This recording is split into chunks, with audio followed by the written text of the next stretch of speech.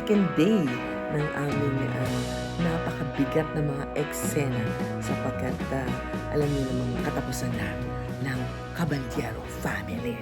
Pero maganda pa rin ang make-up, di ba? Parang hanggang maimbalsa mo at malagay sa huling hantungan hanggang sa ataol, maganda pa rin. Joke lang po! Ready? Bye-bye! Take! Rolling! 5, 4, 3, 2, 1. Action! Ano ginagawa mo dito, Catherine? Paparating ng mga Montenegro. Susugurin nila tayo dito, mamita. Are you out of your mind? Bakit nila gagawin yun? Nakalaban ng mga tauhan ni Lolo ang mga Montenegro. At nabaril si Don Julio. Galit na galit ang tatay ni Jesus. Gaganti sila, mamita. Sabi. Si Dora! Nilusot tayo ng mga Montenegro! Ano? Ano ba hinihintay niyo? Patayin niyo lahat! Dali!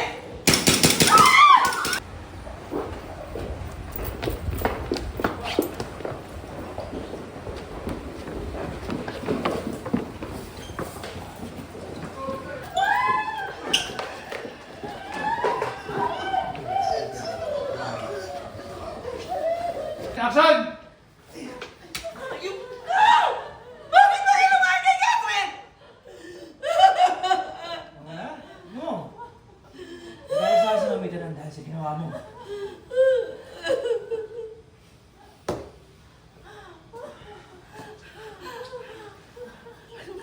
Anong ginagawa niyo dito sa pamamahay namin? Ha? Ano? Ngayon na namin tatapusin ang angkan ng mga kabalyero. Bakit? Reactions!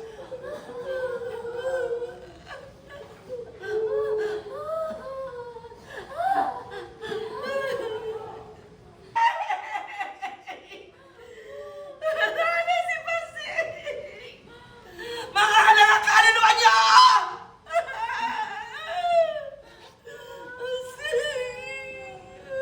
Diyan ka lang! Diyan ka lang! Takot na! Hawak ko na ang asawa mo! Kapag hindi ka lumabas, papatayin ko to! Takot na! Tulungan mo kami mapunta!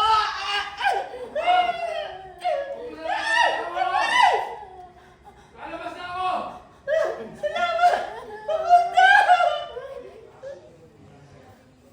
Pagkatapos lang po nung pagkamatay namin, kaya po hinahapo pa ako. Nadidinig niyo yung direktor, kanina pa po kami umaga.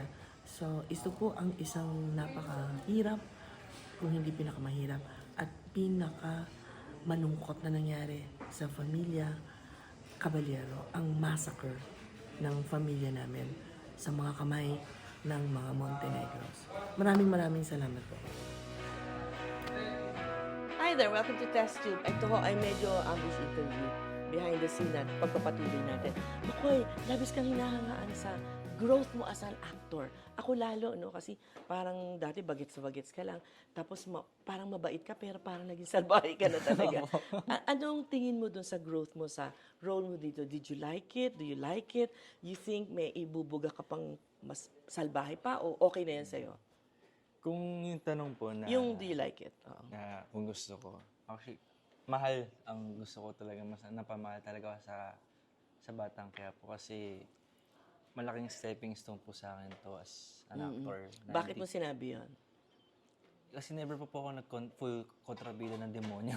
Talagang demonyo. Oo, hindi mo akalain ganun. Kontrabida ko dati po, pero hindi yung katulad nito na hanggang family talaga pinag-uusapan na masama. As usually po, bully lang ako sa school. Oo, yung gano'n. Ngayon po Pero likas ka bang bully sa school? Hindi naman. Hindi po. Hindi Sakto ka lang, nasa pilyo? gitna, Hindi ka nasa pilyo gitna po. noon? Oo. Yung dumiretso tayo dun sa umaabot na sa may death threats o kung ano-ano mga sinasabi sa text. It's very upsetting, di ba? Kung nagaganon ka. Paano mga usually po. samples? Yung mga message po sa akin, nung una medyo naapektuhan pa kasi first time ko nga po. Pero ngayon, breakfast, lunch, dinner. Minsan may midnight Sample pa lang, nga na ganun na. sample lang. Hindi pinaka-worst. Sample Yung lang nag-text pinaka-worst sa'yo. ko siguro po na may nag-text nga sa akin random. Pag nakita kita, puputokan kita ng Baril? baril, ganyan, parang ganyan yung... O yung iba, nakapakarantado mo ba? Ganun ba? Meron kasi ganon? Pinaka-mura. Sa akin na lang, naisip ko na lang, baka stress sila. Oo. Sa akin yun yung binuhos. Pero nakakatawa din na sabihin na kumakabit sila sa character. Na, Oo, anong nararamdaman mo? Nung una, medyo naapektuhan ka pa, I suppose. Tapos nasanay ka na, ganun ba yun? Oo, ngayon, nasanay na Nasanay ka. natutunan ko. Actually, ano siya sobrang transparent na sa akin kasi yung ginagawa ko masama. Yun yung leksyon na dapat hindi yung ginagawa sa totoong Hindi buhay. ginagawa. Yung pagiging kahama. Nagiging ano lang, hindi nagiging OA man sa TV. Pero alam naman din natin, meron tayong minsan pamamaraan ng pagiging greedy sa buhay natin na minsan nakaka-apekto rin sa ibang tao. Sa mga friends mo o sa kay Elise, hindi ka ba natutukso niya na napakalupit mo o mga family mo, ano nasasabi nila? Minsan po, minumuro din po ako ng mismo nanay ko. Ano sabi? Actually, naawa siya na parang naawa din po siya kasi nga sasabihin sa akin na, anak, grabe naman yung ginawa mo. Sila po. Anong sabi mo pag gano'n? Mami, sa work lang yan, huwag ka mag-alala. Naapektuhan din siya. Actually, hindi ko rin alam kung kailan mabait, pero sabi ko, huwag ka mag-alala. Baka hindi na babait. Anyway, bumaling naman tayo sa iba mong ginagawa. Ano itong exciting na pelikula para malaman ng mga fans mo? Naku, makapag-promote ako. Oo, sige ba? In Thy Name po yung title ng pelikula na ginagawa ko Pari ka ngayon. pala dyan? May Opo, maniwala Father. kaya? Yung nga po eh. Yung awa ng Diyos sana. Anong reverse motivation ginawa mo para mapaggampanan mo yan from David? Motivation ko, Miss Daisy, siguro, Paano ka babait? Saan mo kinukuha yung bait sa being mo para ma-portray mo na bago ko po believable? ginawa yung pelikula, Oo. tinulungan ako ng director Pare, doon. Nag-seminaryo ako ng isang Ayun. araw. Nakita mo yung mga pare? Oo. Opo, kung paano sila, paano i-practice yung... Actually, meron din part doon na mag-misa ako. Wow. Kaya nakakatawa na mag-misa ako, ang hirap nun. At the same time, ganda na naman, yung physical din, yung voice. Imbitahan mo mga fans mo sa iyong Ay, Miss bagong Stacy, thank you. pelikula. Thank In you, Thy Stacy. Name and And good luck. Oo. Sa mga nanonood po, maraming salamat po. And gusto ko sana kayong bitahan, manood ng In Thy Name, directed by Cesar Soriano and Romel Ruiz. And actually, di pa kami tapos mag-shoot, pero sana At sino masuportahan niyo. sino mga kasama niyo? Kasama ko po si Mr. Mon Confiado, Oh, si JC De Vera, Soliman Cruz, galing. Aya Hernandez, Alex Medina, naku marami pa. Grabe pala yung casting, grabe. Mga kailan ipapalabas? Di pa natin sure, baka sana sa Pasko. Pasko. Pero wala sana. Maraming salamat, Makoy De Leon. One of the best actors in the country today. More power to you. From Test Tube, Tessie Tomas. Bye. Yes, sure. Interviewin po naman natin ang gwapong si Renz Fernandez o Pel na Bullet. Gaano ka ka-enjoy ngayon na sabi mo, pinangarap mo makasama ka sa Batang Quiapo? Sobrang enjoy. Sobrang enjoy, Tita Tessie. Very grateful ako dahil dati ko pa gusto mag-action dahil alam niyo naman, ang tatay ko, mahilig sa action. Oo. So lumaki ako na nanonood ng mga movies niya. Ganun, oo. Sumasama ka sa shooting? Minsan, sumasama ako. So, ngayon lang ako nakakontrabida talaga. Masama. Ayun. So, Okay. usually, police ako, doktor, abogado. May action dun, pero ngayon ang talagang intense na action. Kaya ako sobrang enjoy and very grateful. Oo. Thank you. Meron bang times na kino-compare ka sa acting ng tatay mo at medyo, how do you accept that? I think nangyayari yun because nga superstars ang parents ko. Yes. Ako, I don't mind. I just do my work. I focus on my work. Pero hindi may iwasan na ikumpara. So, may mga iba sinasabi, naalala daw nila yung papa ko sa boses ko and the way I act. So, I'm happy na ganon. I'm happy na nabibigyan ko ng justice siguro or yung memory ng tatay ko nabubuhay through me. Ayun. Team roles, apart from role mo dito sa Bullet, sa Batang Quiapo?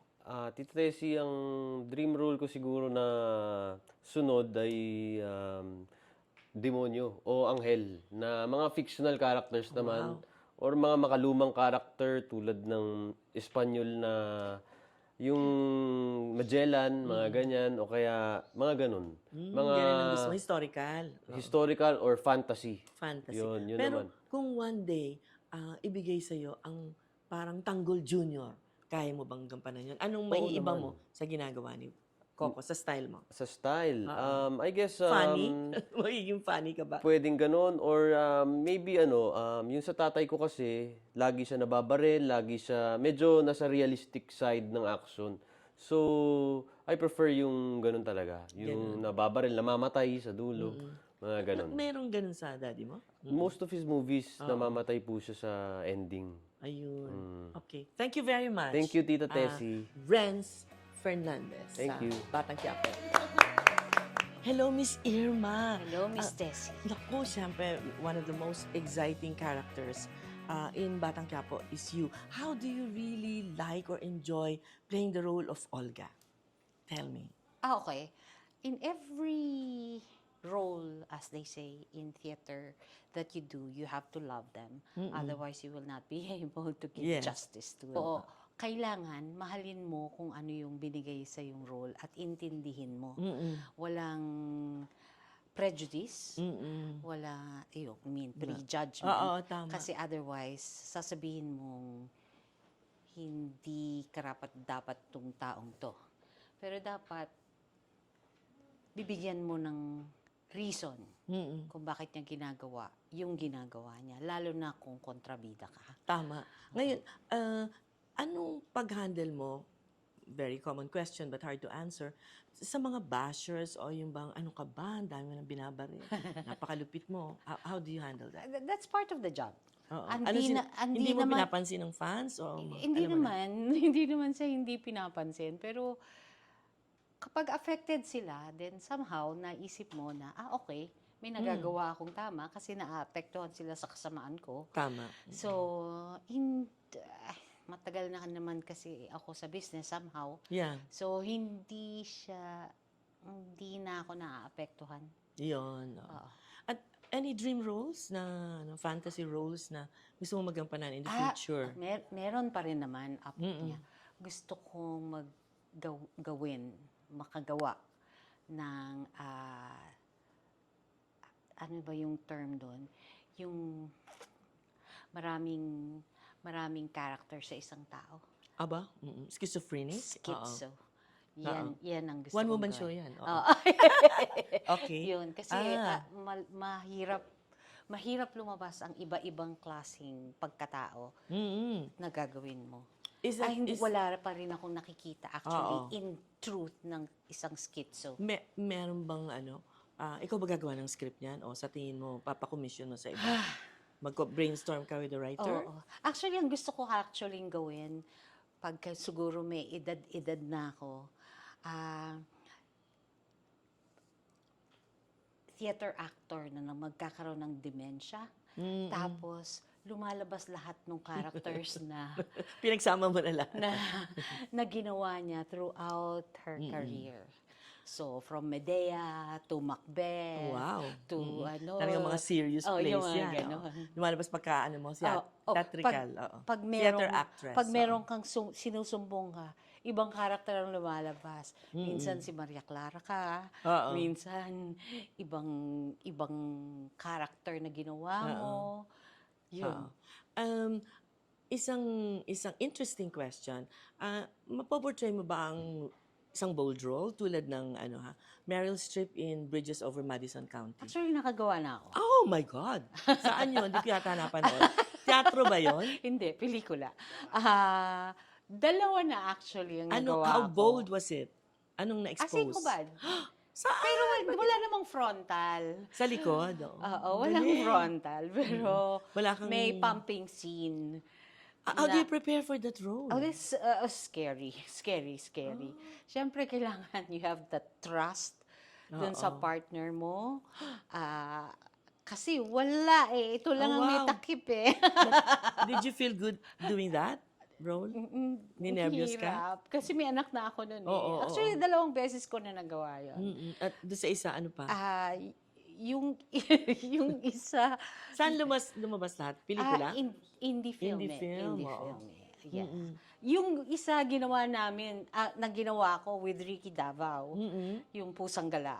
Wow. Oo. Ikaw yung pusa. Kami ang Pusang Gala, Gala, ang ni galing. Ricardo. Yon. Pero hindi si Ricardo ang kabedsin ko eh. Pero sanay kasi ako kay Ricky eh. Si Ricky kasi is one of my trusted leading Yes, you man have to in the trust, yeah. theater. Oo. Na alam mo yon, hindi ako natatakot na makipaghalikan, Oo. hindi ako natatakot na hawakan niya ako sa boobs kasi alam kasi kong hindi niya ako full trust. babastusin. Oo. So, pero hindi siya yung ka-love scene ko, iba, bata, mas bata sa akin. Mas enjoy ba kaysa kay Ricky? Hindi mas enjoy ako kay Ricky. Diyos! Andito yung anak niya, huwag kami Oo ingay. nga pala. Okay. With that note, maraming salamat, Miss Irma Adlawan, sa papel na Olga sa Yes. Batang Quiapo. Nakakalungkot ang malagim na sinapit ng pamilya Caballero sa kamay ng mga Montenegro. At natutuwa naman ako na kahit paano, nagkaroon ng pagkakataon, Senyora Bettina, bago siya bawian ng buhay, na humingi ng tawad kay Catherine dahil sa kanyang pagpumilit na makasal ang dalaga kay Jesus na isa palang napakasamang tao. Pero kalimutan na po natin yun. Gusto ko lang magpasalamat, taos puso, kay Ginoong Coco Martin para sa magandang role na ito na Senyora Bettina na ipinagkatiwala mo sa akin. Ganun din, nagpapasalamat ako at talagang nag-enjoy akong makasama ang mga mahuhusay na mga artista tulad ni Jimmy Fabregas, Charo Santos, Lou Veloso, Malu Crisologo, ganun din Ara Davao, John Rendes, si Ice Navarro, and Elijah Canlas. Maraming salamat po hanggang sa susunod kong teleserye. Malay nyo. Please like, share, and subscribe to TestTube Tessie Tomas. Bye!